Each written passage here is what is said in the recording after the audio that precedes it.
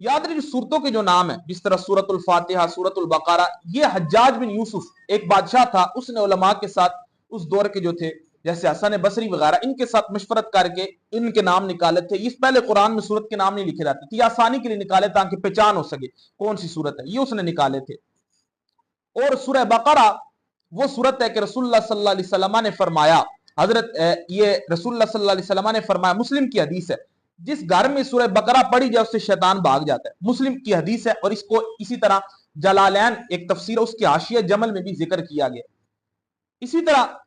حضرت مغیرہ رضی اللہ تعالیٰ عنہ فرماتے جو شخص یہ چاہتا ہے وہ قرآن کا حافظ ہے، اسے قرآن نہ بھولے، تو اسے 10 آیتیں پڑھنی چاہیے سورہ بقرہ کی، 3 اول کی، ایک آیت الکرسی اور 2 اس کے بعد کی، اور اس طرح 3 آخر سورت کی، تو وہ قرآن کو نہیں بھولے گا۔ یہ صحابی رسول نے حضرت رسول اللہ صلی اللہ علیہ وسلم کا فرمان نقل کیا۔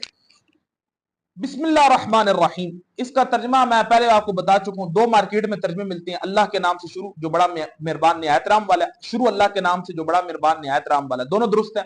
لیکن بہتر یہ ہے کہ اللہ کے نام سے شروع، کیونکہ اس میں جو مقصود ہوتا ہے وہ اللہ کے نام شروع کرنا ہوتا ہے، تو یہ بہتر ہے، جیسے دونوں صحیح ہیں گرامر کے اعتبار سے۔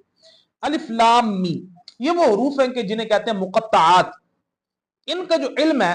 اس کے بارے میں اقوال ہیں، کئیوں نے اس کے ترجمہ بھی کیا، لیکن جو صحیح قول ہے اہل حق کے نزدیک وہ یہ ہے کہ اس کا جو مراد ہے وہ اللہ جانتا ہے اور رسول جانتے ہیں، یہ ایک سیکرٹ اللہ اور اس کے رسول کی باتیں ہم نہیں جانتے اس کا کیا معنی۔ اور یاد رہے یہ رسول اللہ بھی جانتے، کیوں؟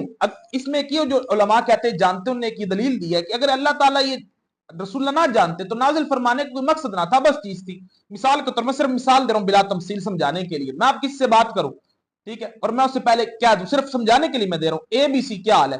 اب بس چیز ہوگی نا۔ تو اسی لیے رسول اللہ جانتے، ہم نہیں جانتے، کیونکہ اللہ نے ہمیں سمجھا ہی نہیں کہ ہمیں یہ علم دے، یہ کیوں ضروری نہیں ہے چیزیں، یہ رسول اللہ اور اللہ کے درمیان کا راز ہے۔